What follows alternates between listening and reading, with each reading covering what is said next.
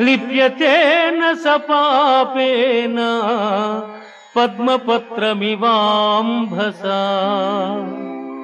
ఎవడు ఫలాపేక్ష కాంక్షింపక బ్రహ్మార్పణముగా కర్మలను ఆచరించును అతడు తామరాకున నీటి బిందువులు అంటని రీతిగా పాపమున చిక్కుబడ్డడు.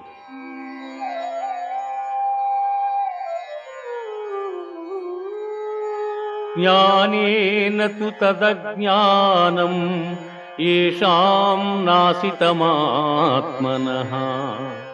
తేషామాదిత్యవజ్ఞానం ప్రకాశయతి తత్పరం.